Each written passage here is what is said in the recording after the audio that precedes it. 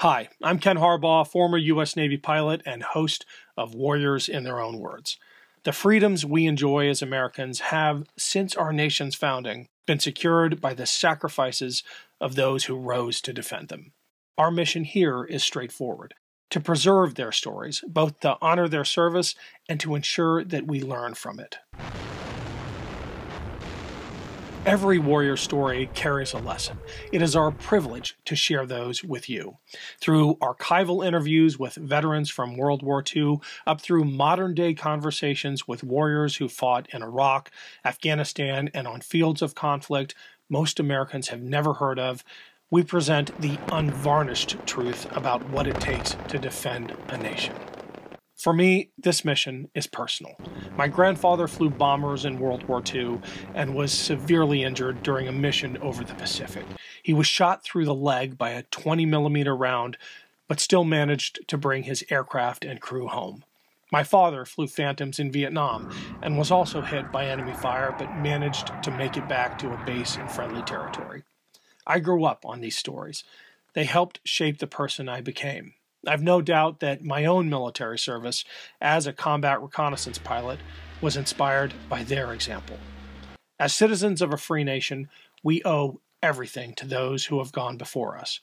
But to safeguard that freedom, we must work to understand their sacrifice, their stories, both to honor their memories and to strengthen our own resolve to protect what we have inherited. Our mission here is to present first-hand accounts from those who have defended this nation. This is the unvarnished, unsanitized truth of service and sacrifice from those who lived it. This is Warriors in Their Own Words. The day I was shot down, I had just turned over a mountain peak. I was on my final heading and I had one more checkpoint right under my nose, and as soon as I got to that point, all of a sudden we got a air-to-air warning system. So I quickly jumped in the radio and I called the MiG cap flight, which are a flight of F-4s, which would be the second flight 8-10 miles back, and said, "Are you painting me?" I wanted to know if it was their air-to-air, it was a MiG. And they said, "Yeah, we're in trail with you about 10 miles, no sweat." Turned over that mountain peak, here's a valley down there, there were two MiGs down there orbiting, and it just so happened when we turned over, they rolled out of a turn, they looked up and voila, there we sat. And everything was just perfect for them that day. And they both hosed off a sidewinder at I and my wingman. And so both my wingman and I, they went right up our tailpipes.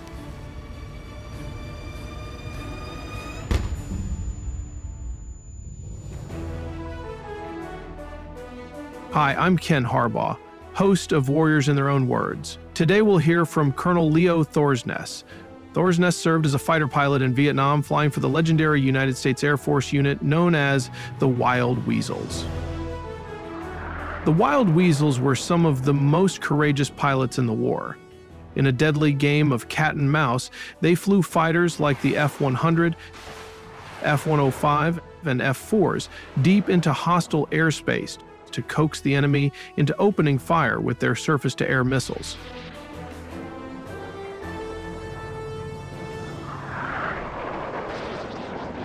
The concept obviously was this was the first war in which there were surface-to-air missiles. So we, the United States, our military industrial complex, came up with a concept of let's develop a missile that will home in on the radar, because the missiles that they fired us were radar controlled. Let's see if we can figure out and find a missile that will destroy that radar, and then let's put a system together and put an electronic warfare officer in the back seat of a two-place fighter and have that pilot do the maneuvering, and the warfare officer refine all this technical data and see if we can't find an aiming system where we can destroy those surface-to-air missiles either on the ground or figure out how to evade the SAMs once they're launched at this first in group, the Wild Weasels, and then we'll go destroy the radar after that in the launch vehicles. And so it was just another step in warfare where first-time weapon, now we got to come up with the defense to it. I had a friend in the assignment branch of the Air Force. Everybody's got a buddy, and I told him, I said, "Pete, the only job I don't want is a Wild Weasel job." And I was off getting a master's degree at University of Southern California in the bootstrap program. And most of the people that my qualifications had already gone. And I came back, and the day I walked in, the phone rang, and they said, "Tell Thorsness he's got a weasel assignment." And so it was not my first choice, but there's no question it's the most challenging job I've ever had. And I've talked about the exhilaration of flying a mission well and you won, and coming back across the fence, as we call the Macon River. But it was not my first choice of a job, but I had the experience and the skills. It was appropriate that I should be assigned to that job.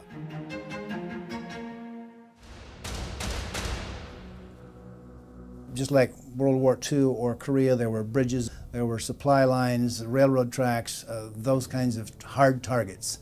And that was the strike force, the flights of 4 airplanes coming in with their big bombs. We as Wild Weasels were tasked with the job of going in ahead of the people carrying the iron bombs, the strike flight, and eliminate the surface-to-air missile threat to them.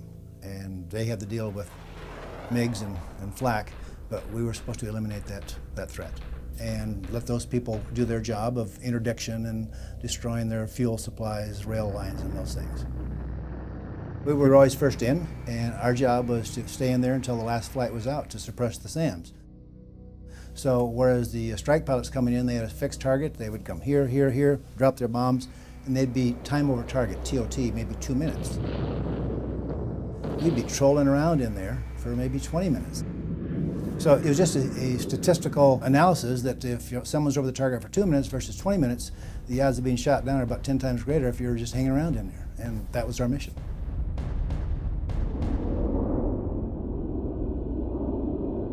I'd never flown with a crew member before, fighter pilot, single-place airplane, and all of a sudden I got this crew I got to coordinate with.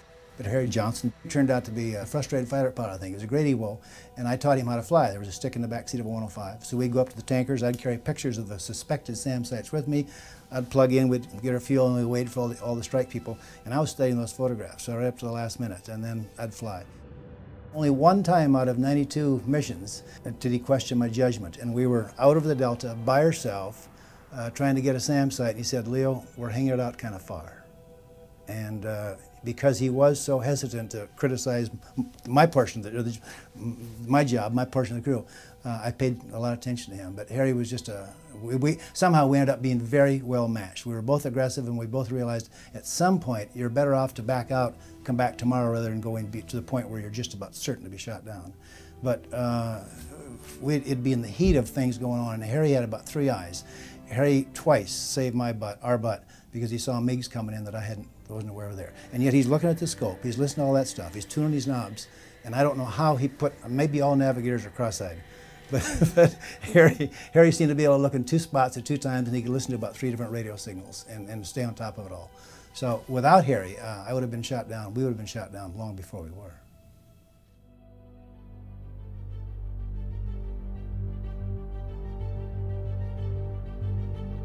The best way to find a SAM site, after we'd been there a little while and they got used to what we were doing, you'd turn into them and get ready to launch a Shrike at them, our missile. They'd turn their sight off. And there were enough of them where they kind of kept you going. You were bouncing between them, and eventually they pulled you in or sucked you into the strike fights, and they had you. So the way we decided to do it was we would just figure out how to evade the missiles, let them shoot at us. And we'd troll in 15, 18,000 feet, somewhere in there. And we just kind of trolled around in there while these guys were coming in, hitting the targets and leaving. And eventually, they thought they had us in a position to launch a missile, get us, and they'd launch a missile. And we'd hear the launch, that we had the equipment to know that they'd launched. And so I'd immediately turn so that missile was somewhere on my one side or the other, 9 and roll the airplane inverted and just call the flight and say, "Take her down." And that became the common statement, "Take it down, take it down." And you'd point that airplane at the ground and plug it and burn it and go as fast as you could. And you'd pull out before you hit the ground with not a lot to spare. And you'd start pulling, and you'd pull it with a lot of G's, and you'd have less airspeed so you could. Well, the missiles, they would swing down, and they'd have to arc down trying to get you. And they couldn't make the corner with you. And so the first one, you start pulling, and you wait the last minute or so, and they were traveling a mile every 2 seconds, 3,000 feet per second. And so you'd pull, and they couldn't quite make it. Pull the next one would be here, and they usually fired 3 at 6-second intervals. And so you knew kind of what to expect. Had they figured out and delayed that last one 18 seconds or 20 seconds, they'd gotten a lot of us. Because that last one, you're up here, run out of airspeed. We didn't have the airplanes of today. You could go fast, but they didn't have that much thrust. And you're up here, not very maneuverable. But we would just troll around back and forth. And we'd sucker them into firing at us, and then we got good enough to dodge them, and then we could go kill the SAM site, because when the SAMs fired, they kicked up all that dust on the ground. And so we go down with our CBUs or bombs or our guns, and we could destroy all that radar equipment. And if there are any SAM sites, there's SAM still stored there. They're thin-skinned, and the type of ordnance we had, we could destroy a lot of SAM sites that way. But it was a touch-and-go game to coax them into firing at you. Yes, there is a fighter pilot mentality, and I think it doesn't matter if you're a man or a woman.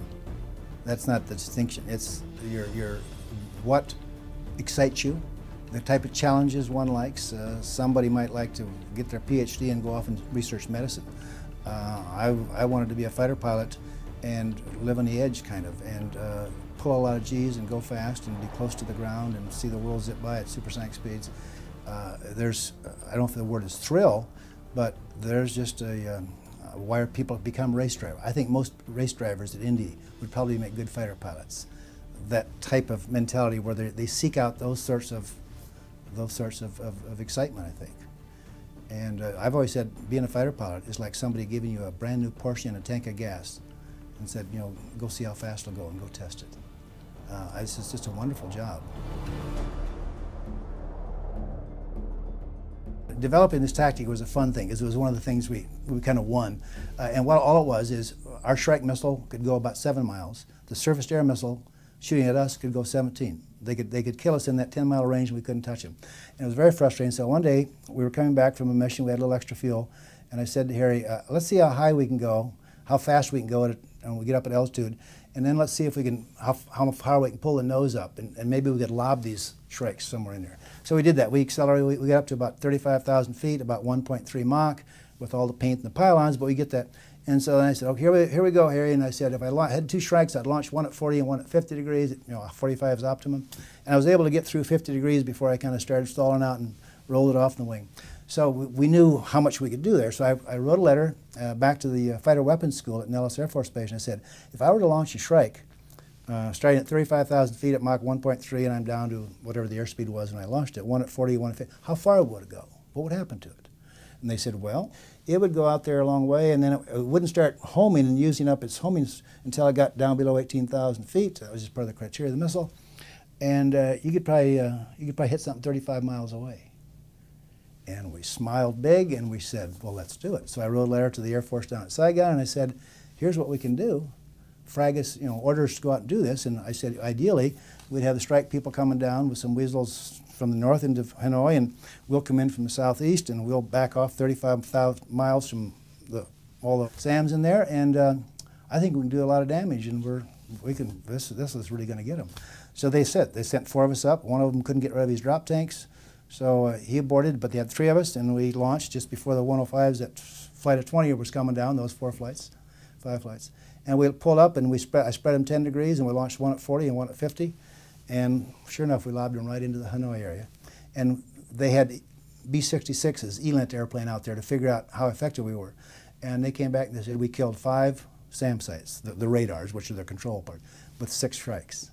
I mean, it was a phenomenal success. And they didn't know what hit them. And a little bit more to that then. That was viewed as being so good. Air Force down in Saigon said, do it again tomorrow. So we were taxiing out the next day, and they said, abort the mission, abort the mission. So we came back in and said, what went on? Well, I had a friend working in Saigon, and this is unofficial, but I know it happened. General Momar was down there, and I'm told he just about got fired because the Russians launched a protest to the ICC, the International Control Commission, like this wasn't fair. Because what happened is that in the Chinese embassy in Hanoi, they had a fan song, a radar sitting on top of their embassy to control some of the SAMs right there. And we wiped it out, and we killed 2 Russian technicians. And this is another rule of engagement that wasn't fair. So that was the last mission we ever flew like that into that area. But the system worked, and from then on, we used it. I, as a Weasel pilot, didn't consider it a suicide mission, but I knew the odds of my finishing 100 missions to go home were significantly less than a guy carrying, a strike pilot where he was over the target area so much less. We used a lot of kind of tough slang in the military while you're flying pilots, and I don't use now, but an example of what you're saying, the respect or the reputation we had, my backseater, Harry Johnston, and I were on our R&R one day in the Philippines for a couple days, and we were getting back on a tanker to come back and go flying tomorrow, and my backseater, an EWO, was talking to a B-52 EWO, talking their same EWO language, I guess, and so my backseater said, well, I'm a Weasel. Leo's my pilot, and we're a Weasel crew. And the B-52 guys got kind of big, the other EWO, and he said, well, where's your extra bag? And Harry said, what do you mean? He said, where do you carry your balls?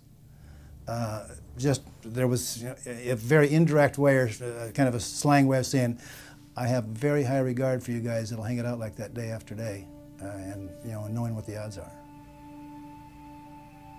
I suppose it helped to be one who appreciates living on the edge.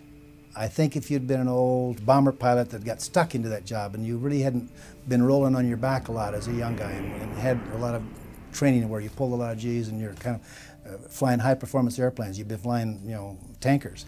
I think that type of personality would not have done as good a job at weaseling. Because while you're trolling around up there, the people flying the with the iron bombs trying to hit that POL site. They know how far that POL site is from this bend in the river. It's 2 miles, and they're going to be 2 miles up. They go to 45 degrees, so they can plan out, and they know exactly what their dive angle will be, and they can release them. But in trolling, all of a sudden you're up here, and a SAM launches back here. First, you got to evade that, and you're maybe at 3,000 feet, and you may end up at 20,000 feet. And now you got to figure out how to position that airplane with enough airspeed, dive angle, and altitude, and when to release the bomb to hit that site. There's nothing pre-planned. It's all, experience. So it is someone who thinks, I guess, in 3 dimensions that makes a good fighter pilot and could handle that Weasel job pretty well rather than having everything programmed out for them.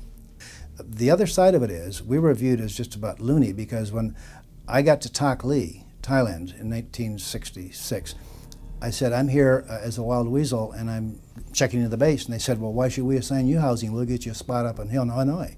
You're not going to last. You'd be because the first 5 Weasel crews to get to Tak Lee were all shut down in 45 days. And I come prancing in thinking, I'm a pretty good guy now. I'm a good pilot, and I got all this equipment. We'll save you. And they, the squadron commander, the scheduling people, would give us the weakest pilot to fly with, because there was not much doubt in their mind they were going to lose us. So why risk a good pilot on my wing? Or I was there, and so I finally asked I said, give me some young lieutenants and put them on my wing. And on the very first mission, we get up there, and even before we're out of the high threat area, I called number 4 and I said, take us home. Well, a wingman never gets to see anything but the wing hanging on, and all of a sudden he said, and they were given some leadership roles up there, and pretty soon I had a lot of lieutenants that wanted to fly with me. But it was a hairy job. We came in, they did not expect us to last. They didn't, 45 days and everything was wiped out, all 5 airplanes. And so they wondered if we were really worth losing one of their pilots as well as us. So we had to prove that the fact is we could save some of their airplanes rather than wasting some of their airplanes.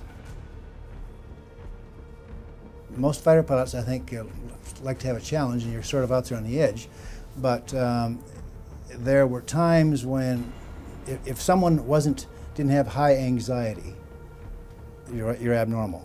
But if you go a little bit further, all of a sudden it's fear, and then fear starts controlling you.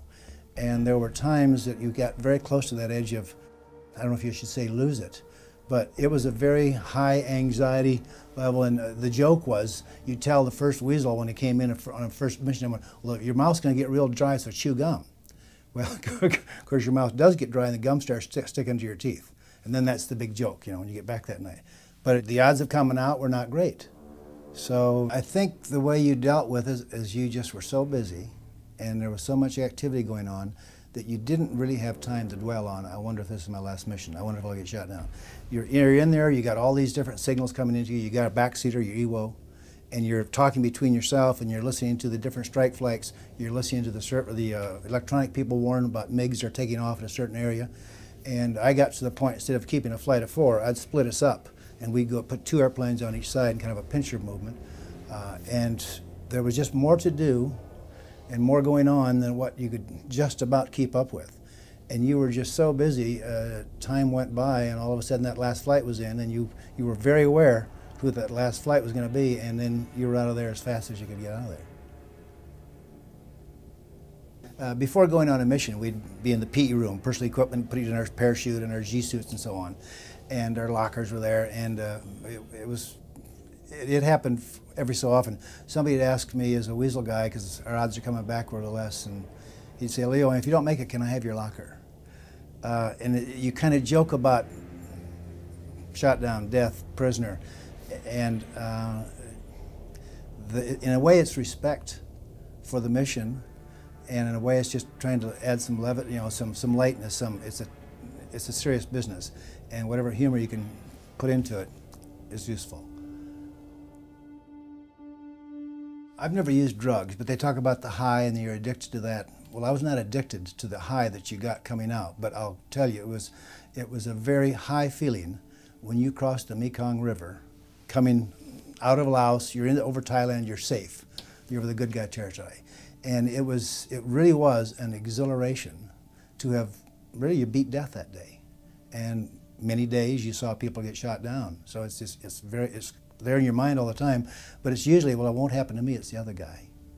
And the next day you go home, and after you get back, you look at the schedule for tomorrow. If you're on it, you start getting your target out, and you start studying the photographs of it, and you prepare, and you go home, and you're dead tired, and you sleep, and the alarm goes off. It's right by your ear, and you get in your bicycle, you ride back down, and you're in another briefing, and you're ready to go, and then you get your hat out, you put another tick on there, and you're looking for 100 of them. And it's just, you went from one high to the other, so to speak. Maybe I'm overplaying that, but it was an exhilarating feel to have cheated death, so to speak. First, it was very tough to see a friend of yours, to see the airplane just blown apart, or maybe worse yet, to see him floating down in that parachute knowing he's going to be captured. That was, I guess, the biggest fear of most of us was being captured, taken prisoner of war. If the airplane took a direct hit and it just blew apart, it was over like that. And that was easier to contemplate than spending years in a prison camp. The way you dealt with it, again, you just tried to do the best job you could. My goal was not to lose a wingman, and I made it through over 50 missions before a wingman was shot down. And that was a devastating night, to think that there were two guys sitting in a prison camp if they lived. And you didn't dwell on it. Again, maybe the fact that we were so busy and our mission was so challenging that we didn't have time to dwell on those kinds of things. You had another mission to fly tomorrow, and there were 20 guys. If there were 5 flights of 4, that's 1 guy per airplane. There's 20 guys depending on you.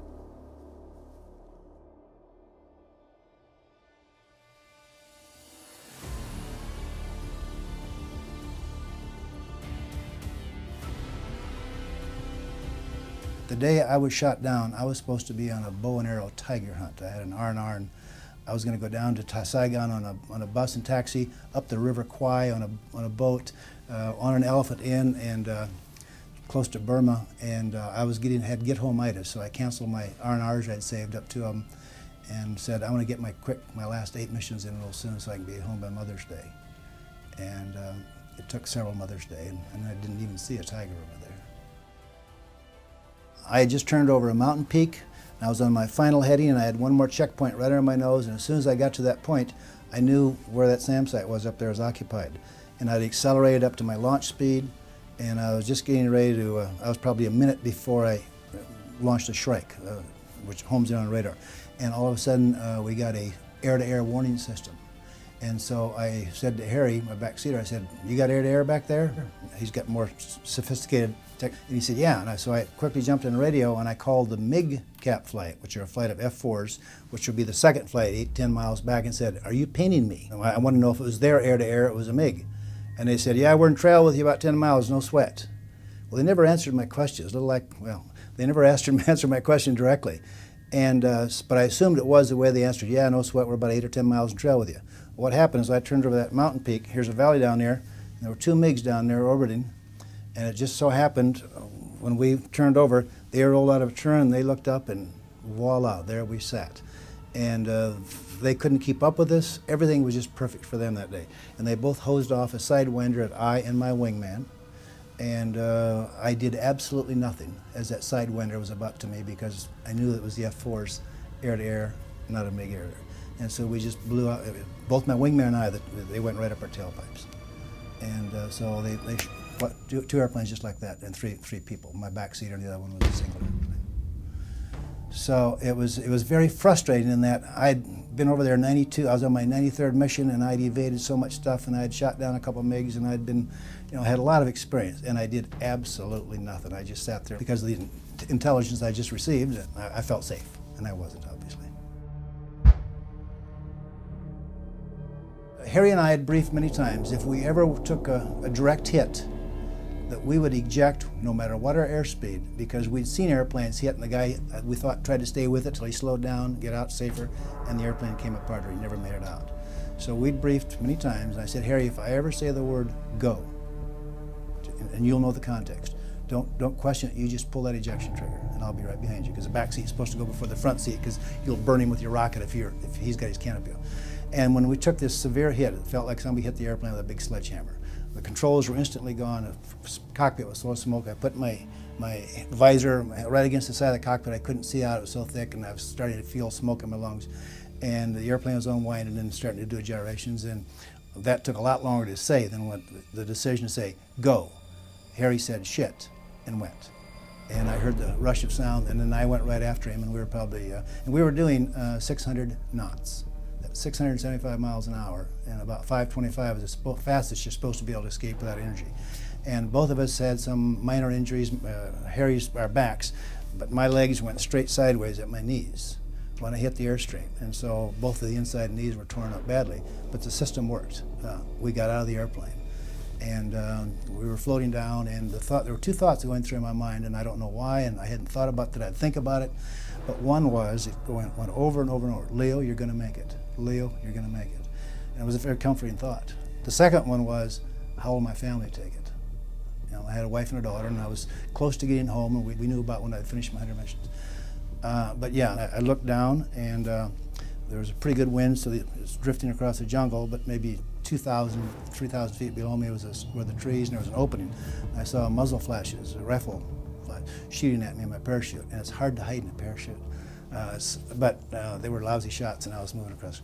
But that apprehension, some people are killed when they're picked up. Some people were skinned alive, I know. That's the fear of becoming a POW. And that was not a good day.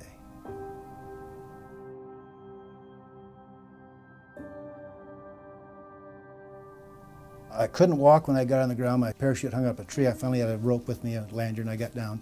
But I couldn't walk because my knees were out. So I was crawling up this mountain, and I knew there were rescue airplanes en route. And about 10 minutes after I was captured, they were overhead, but that was too late. But there were probably 20 young guys, all young males. A couple of them had real rifles and old rifles. Some of them had wooden training rifles, I assume. They all had machetes. And they caught up with me as I was crawling uphill up the mountain. And first thing they did was cut my clothes off, and they'd never seen a zipper. These were in the mountains, the tribes. And even my boots had zippers on, but they were very good using machetes. And they didn't care if they nicked you a little, so I ended up with, pretty well bloodied up with a set of underwear. And then they kind of sat me down, and I'll never forget this feeling. They put kind of like a pillowcase, a bag over my head. And just as that was happening, I saw the young fellow in front of me. He had a machete, and he was pulling it back, and it was pointed right towards my stomach. There was no question in my mind. That was the end of it. And the thought that went through my mind is, I wonder if my family will ever find out how I died. But he didn't, and they carried me in a net because I couldn't walk, and we made it down to the flatlands. Then we spent a night and a day there because they didn't travel with trucks at night, or during the daytime, because my buddies were bombing them, and Harry and I were both interrogated literally in a pig pen that first day, and I got by with name, rank, surname, date of birth, like you're supposed to. I thought I can handle it. It was kind of tough when you're knocked around, the pig pen and the manure and so on, but that was just the beginning.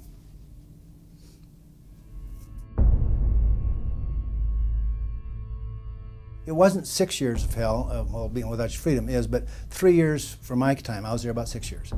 3 years were brutal. Torture was normal.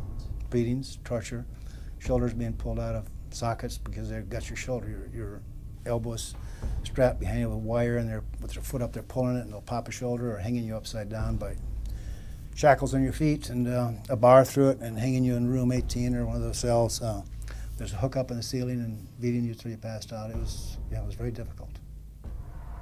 the first 3 years. I am not a preacher, but I would gladly say that I wasn't strong enough to have made it on my own. I had some help, some outside faith. I'm a Christian, was before, became more so there. My backseater, Harry Johnson, was, I don't think he was sure if he's an atheist or an agnostic, but there's very few of those, very few atheists in prison camps. And he became a pretty devout Christian, and but most of us would admit that we needed some additional help and some strength. And that, you know, there were times when you'd pray you could pass out, or try to get through the next. It wasn't always the next day. Sometimes it was the next hour, next minute, next few seconds, and it was pretty brutal for some time.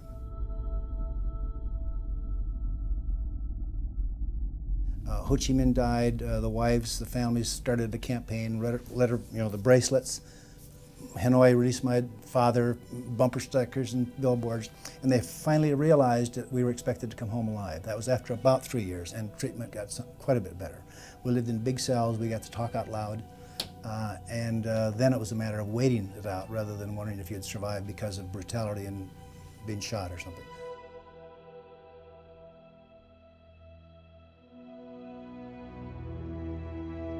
The day we were released, we all got on a bus. I had been sick. I was living by myself. I hoped they wouldn't forget me. I had kind of a malaria stuff, and I'd had hepatitis while I was there. And they didn't forget me, and I got my shoes and pants and jacket like everybody else. Got on the airplane and walked out to Hanoi. They gave us a warm beer. The Vietnamese did, as we got into kind of a little terminal. And then we went out to the tarmac, and the C-141 was staying out there, a beautiful airplane. And there was a colonel, was a ranking American person, and an equal rank Vietnamese, and they called off our name. We stood in formation, and we marched forward. We saluted the Air Force colonel, and they turned control of us from the Vietnamese to them. They hustled us out to the airplane, and we all had escorts. We were met in the back of the airplane. The big ramp was down by the best-looking nurses in the whole world, and they all gave us a kiss and put us on the airplane, and we took off for Clark. And there was no emotion when we left the prison. There was no outward emotion. As we drove through Hanoi and looked to where the bombing craters were and so on, or on the ramp. There was no emotion until the airplane broke ground. And we'd been expecting to go home for so long, and little things would come along. We'd say, I wonder if this is going to be, that we no longer allowed ourselves to become emotional. We kept a very level keel for several years at the end. And, but when that airplane broke ground, we truly believed we were on our way to freedom. And it just exploded, and there was hugging and just every type of emotion that mostly is physical. And I was still somewhat sick, and then we stopped at Clark Air Base, had some interrogation, put us back in the airplane. I was sicker by then, and I was the only POW taken off the airplane in Hawaii coming home, because I asked them to put some ice on me. I was taking my own temperature in a litter. It was 102, I had 103, 104, 105, and they packed me down. And I said, I'm not going to expire now. I've gone through too much. So I got to Clark. They flew me up to General Tripler Hospital, and I couldn't believe it. I was solitary in a big wing up there. I was in solitary confinement because they had a wing preserved for the POWs, or reserved, and I was the only one. But I got to finish this story because it just stirs a soft spot in my heart. Called my wife, and they got my temperature down some, and they said, if you can walk, you can get on this airplane. We'll get you back to St. Louis where your wife's waiting for you now. So we got on this 141, and I was the only prisoner. And we got on there, and I had my own flight nurse surgeon, I had my own nurse, medical team, and a crew. But as we approached the West Coast, San Francisco, we flew over San Francisco, they said, you want to make a position report to flight control up there? And our homecoming call sign is 7. So I said, you bet. And so I said, homecoming, San Francisco Center, this is homecoming 7. We're 200 miles out, directions please, or instructions please. And they played Don't Fence Me In over the radio. It was midnight or so, it was dark, but you could see the horizon lights up there. And then they said, welcome home, welcome home. And the thought that went through my mind, I'm a Minnesota farm kid. And here I was, I had my own airliner, and they said, you have presidential clearance for your present position, direct St. Louis. And I thought, being home is going to be okay. It's going to meet all those expectations that we've been dreaming about and so on. But I was impressed.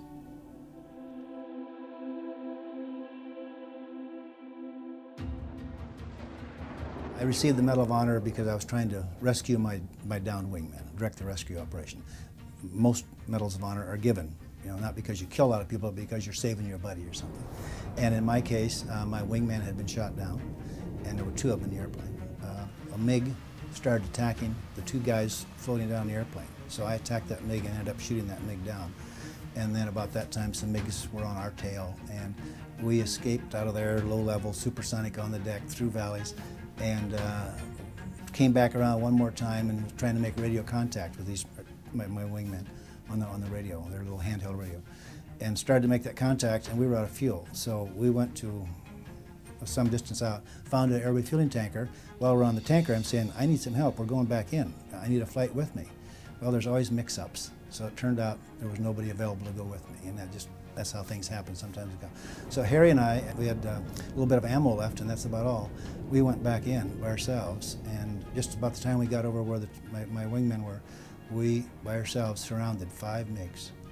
And they were all in the circle up there, and I just happened to fly in the middle of it and hosed away with the last fuel I had on another one up there, and pieces started coming off, but by that time there were more of them on us, and we, one more time, back through the valleys, and finally got away from them, and finally another flight came in, and so they took over the rescue operation. I was close to a tanker, and all of a sudden over the radio, and you never use first names over the radio, I heard this voice that said, Leo. I said, you know, Tomahawk 3 here, yes, or whatever it is, lead. He said, I got 600 pounds, I don't know where I am, and I'm about to eject. So I called my tanker, I put him on the same channel, and I said, tanker, you come further north and home in on this guy, and Harry and I will try to make it to Thailand on the fuel we got. And this guy, I know his name, and he hooked up with 0 indication remaining, coasting downhill. He hooked in the tanker, and they saved that one. And then we climbed to 35,000 feet, and an Air 105 will glide 2 miles per 1,000. So when we were 70 miles out, indicating about 0, pulled it back to idle and started gliding, and we ran out of fuel just after we touched down in Thailand. So it was just a mission that lasted a long time, a couple of refuelings in there, and we probably should not have survived it, but you don't think, you know, will I be rewarded with this? Some people say you should have been criticized for it because the odds of being shot down are great. It was just my job. I mean, he was my wingman. There was no question that my job was to go in there and direct that operation. And if things fell apart and I was the only one there, then I was the only one there. But there were a couple Sandy airplanes coming up, you know, rescue airplanes coming up there.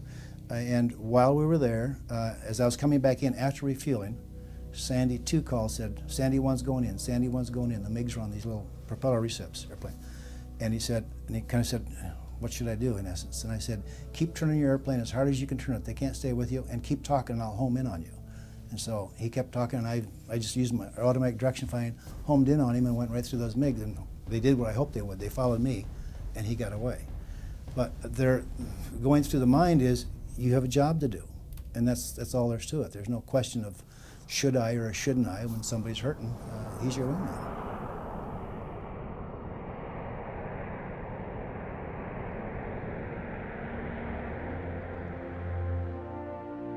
I was proud, and I was humble, and I had read Medals of Honor citations before I went to the White House, so I knew what kind of men I was going to join in this society. But I found out with the TAP code in prison that I'd been submitted for the Medal of Honor. And I was shot down 11 days after this mission I flew that I later got the Medal of Honor. 11 days later I was shot down. But someone came into the squadron about that time, and he was tasked to write this Medal of Honor citation. Then he was shot down. So he was aware of this, and so with the TAP code, about maybe a year or a year and a half after I was there, I found out that I'd been submitted for the Medal of Honor. And I came home after 6 years of being there. Nothing was in my records about that, and it was blank for that day. And I looked at my backseater's records, and he'd received the Air Force Cross, which is the next medal. And he kind of gave me a hard time about that, but he said, you know, there's something going on here. So at any rate, I was contacted by the Air Force and said that I'd been submitted for a Medal of Honor, but it's going back through channels. And I said, why is that? And they didn't really answer it, but the reason it was is we had 7 people as prisoners of war who collaborated. And that's a difficult thing to say because Americans should, but we had 7 Americans who collaborated. And the Air Force, even though the Medal of Honor wasn't for prison time, they didn't want to be embarrassed by awarding someone. So it went back through the system, and it took another 9 months or so. So I think I'm the only Medal of Honor recipient that has been approved by 2 administrations, 2 presidents, and all that. My wife, who's Swedish, thinks it's because I'm Norwegian. She couldn't, and all that.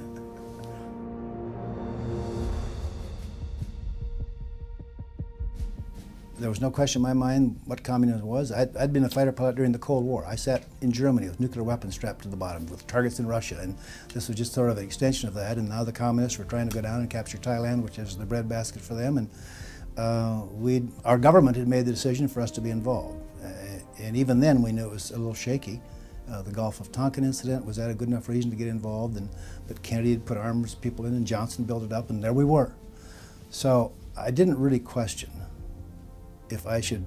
that I was following legal orders or lawful orders. I was performing the job I'd been asked to do, and was somewhat proud to do it, even though I was totally disgusted with the fact we fought with one arm tied behind our back. And a couple examples: Ho Chi Minh had a summer palace. We couldn't, in the mountains, we knew we couldn't fly within 10 miles of it. If a MiG was attacking us and we got into a battle and the MiG was within 25 miles of the Chinese border, we had to back off because of fear of inciting the Chinese to be more involved.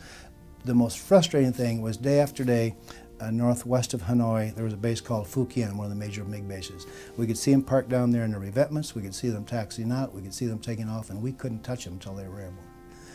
And that was just ludicrous. It took a week of briefing for me to find out what we couldn't do over North Vietnam in combat, in fighting combat. That was, it was a dumb, poorly run war. My mission I was ordered to go in and do it, and I don't think I questioned it for several things. One is I've been trained to do it. I was a professional fighter pilot, and I was at the top of my career. My flying was good. I was recognized as such, and they picked those people to be Weasels.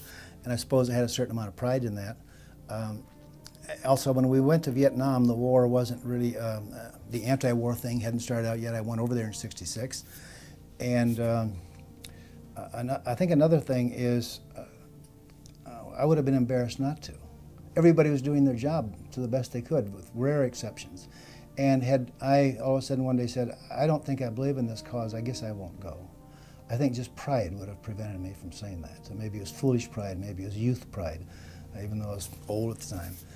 But young people don't seem to question their government. I grew up in a patriotic home, and I was fighting I was red, white, and blue when I went over there.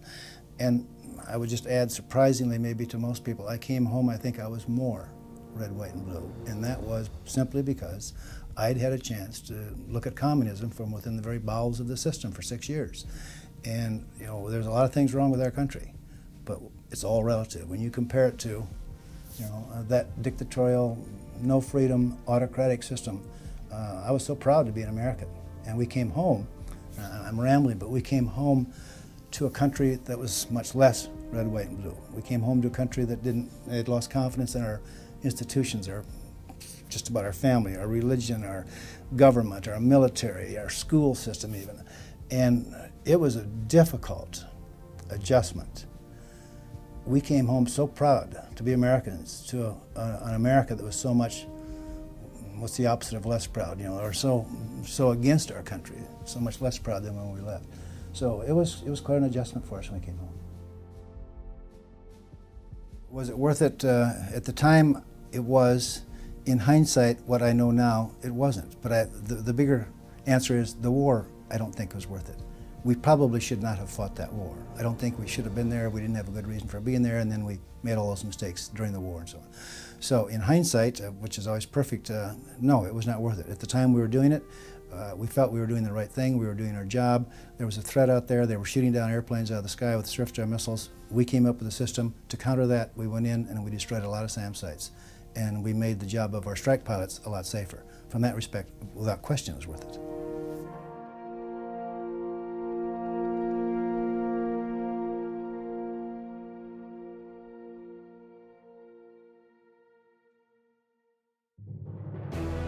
That was Medal of Honor recipient Colonel Leo Thorsness.